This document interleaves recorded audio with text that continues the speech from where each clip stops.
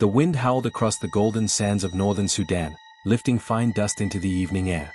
The sun was falling behind a mountain that looked carved by gods, Jebel Barkal, the sacred mountain of the ancient Nubians. In the fading light, a group of archaeologists knelt around a stone door half buried in the desert. As one of them brushed away the sand, strange black markings began to appear on the stone surface, names and symbols written in an ancient language. At the center of the doorway was a symbol of a serpent wearing a crown. The team leader, Dr. Layla Hassan, leaned closer. "This isn't Egyptian," she whispered. "It's Nubian. It's from the Kingdom of Kush." Moments later, the door gave a hollow sound when she tapped it. Everyone froze. The radar had shown nothing, yet behind that wall, something was there. Layla placed her ear against the stone. For a moment, it was quiet. Then, from deep inside, came a faint metallic echo, like something shifting in the dark. The team looked at each other in disbelief. They had uncovered what many thought was only legend, a sealed royal tomb beneath Jebel Barkal, the resting place of the forgotten black pharaohs of Nubia, rulers who once conquered Egypt and wore its crowns. And just as Layla pressed her hand against the carvings, the ground trembled softly beneath her feet. A gust of wind whirled around the site, lifting the desert sand into spirals. The symbol of the serpent crown shimmered briefly in the twilight before fading again into the stone. "What was that?" whispered one of the workers. Layla didn't answer. Her heart was racing. She didn't know yet, but she had just awakened something that had slept for nearly 3,000 years. To understand how this moment came to be, we must go back to when the sands of Nubia were not silent, and kings from the south rose to rule all of Egypt. Long ago, before the great pyramids of Meroë were swallowed by the desert, there was a land of black stone and gold called Kush.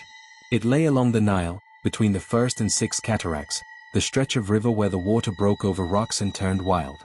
The people of Kush were proud, tall, and strong. They built cities where trade and faith thrived. While Egypt to the north built pyramids of limestone, the Nubians built their own, smaller and steeper, made from sandstone that glowed red at sunset. Kush was older than many remembered. Its capital moved through time, from Kerma to Napata, and finally to Meroe, the city of iron and queens. The Egyptians had once ruled over Kush, taking its gold and soldiers. But in time, that power reversed. From the mountain of Jebel Barkal, believed to be the home of the god Amun, rose a line of kings who would do the unthinkable. They would march north, conquer Egypt itself, and wear the double crown as pharaohs. Their leader was Piye, also known as Piye, a Kushite king who lived nearly 2,700 years ago. His story is carved into temple walls and recorded in hieroglyphs found in both Egypt and Sudan. Piye was not just a warrior, he was a believer. He thought himself chosen by the god Amun to unite the lands of the Nile. When Egypt was weak, divided by feuding warlords, Piye gathered his army, black Nubian archers and horsemen skilled in the desert heat, and began his march north. His campaign was swift and shocking. Cities that had never fallen to Egyptians surrendered to the Kushite king. His inscriptions record how he treated conquered people with fairness, demanding loyalty but sparing lives. When he entered Memphis, one of Egypt's most sacred cities, he went straight to the temple of Ptah, purified himself, and performed the ancient Egyptian rituals, declaring himself pharaoh by right of the gods. And so, from 747 to 656 BC, the 25th dynasty was born, a dynasty of Kushite pharaohs who ruled both Nubia and Egypt. For nearly a century, the rulers from the south reigned over the two lands, restoring temples, rebuilding shrines, and bringing a spiritual revival that Egypt had not seen in generations. In the modern day, that history had almost been forgotten.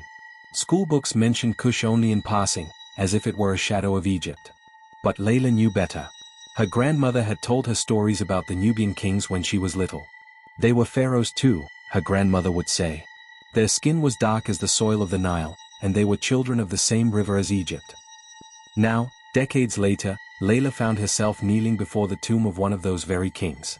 The excavation at Jebel Barkal had started quietly, funded by a Sudanese-Egyptian archaeology project. 4 years, teams had dug around the base of the sacred mountain, uncovering temples dedicated to Amun and Mut. Ancient carvings showed kings kneeling before the gods, crowned with twin cobras. Some of the images were Egyptian in style, but the faces were clearly Nubian, broad-nosed, strong, proud. Then, 2 months before the discovery, the ground radar had picked up an odd shape beneath one of the sandstone ridges. It looked like a long corridor leading to a rectangular chamber. Most thought it was just another quarry. But Layla saw something different. The alignment of the structure matched the axis of the ancient Amun temple above it. That was no accident. It meant someone had buried something there with purpose and reverence. Now, standing before the sealed doorway, she could feel the history pressing against her. Her fingers traced the symbols etched in the stone, the serpent crown, the sun disk, and the words written in Meroitic script, still mostly undeciphered. Sarah, one of the young archaeologists, broke the silence. Could this be Piye's tomb? Layla shook her head slowly. No. Piye's tomb was found long ago in El Kuru. But this might be someone from his bloodline. Maybe one of the kings of Meroë. The idea filled the air like a spark. Meroë, the city of pyramids. Once, it was called the City of 1,000 Tombs. It was there that the last line of Kushite kings ruled after Egypt had fallen under foreign powers. They built their pyramids smaller and sharper than those of Giza, but they built many, covering the desert like teeth of time. Unlike the Egyptian pharaohs, the Kushite rulers often buried their queens alongside them, believing that women, too, carried divine power. Layla's thoughts drifted to Queen Amanitore, one of the most powerful rulers of Meroë. She had built temples, pyramids, and dams. She ruled as a queen and king, a Kandake, a warrior queen of the south. Legends said her tomb, like many of the Kushite monarchs, had been hidden to protect it from invaders. Could this sealed chamber beneath Jebel Barkal belong to her line? The next day, the team set up their instruments for micro-drilling. They would open only a small hole, enough to slide a fiber-optic camera inside. As they worked, the desert sun blazed overhead, turning the stones white-hot. Sweat ran down Layla's neck. She kept thinking about the echo they'd heard the night before. The idea of a chamber filled her with excitement and fear. When the drill finally broke through, a puff of cold, dry air escaped. It smelled faintly of resin and age. The temperature inside was cooler than the desert heat, untouched for millennia. Layla bent over the borehole and whispered, "Let's see what you're hiding." The camera slid in, its small light piercing the darkness. Everyone gathered around the monitor. At first, only blackness. Then, shapes began to form, a narrow passage, sand piled in corners, walls lined with carvings. The carvings were strange, unlike pure Egyptian style. They showed kings with African features, wearing tall white crowns. Behind them were smaller figures, women holding lotus flowers. Then the light caught something metallic, gold. Sarah gasped. "There's gold plating on the walls." The camera turned slowly and revealed more, a statue, maybe 2 feet tall, coated in gold leaf, the face serene. A serpent circled its crown. The image flickered, then froze. Layla leaned in close to the screen. It's a depiction of Amun, but look at the carving behind it. Behind the statue was a row of hieroglyphs, Egyptian at first glance, but the grammar was different. One line read, "King Taharqa, chosen of Amun, Lord of the Two Lands, Son of the South." Layla's heart stopped. Taharqa, one of the greatest kings of the Kushite dynasty. It couldn't be his tomb, his burial site had already been found. But perhaps this was a temple built by his successors, dedicated to his memory. A royal shrine.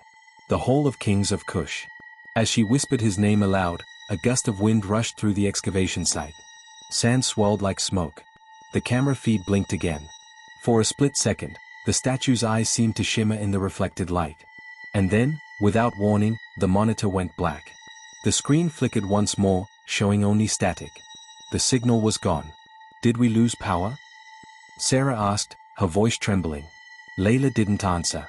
Her gaze turned toward the sealed stone door, where the serpent crown symbol caught the last light of the setting sun. The air around them felt different now, heavier, electric, like the mountain itself was listening. She whispered quietly, "The kings of Kush are not forgotten after all." But deep under Jebel Barkal, something ancient had stirred. And the team was about to learn that the forgotten black pharaohs had left behind more than a tomb. They had left a message.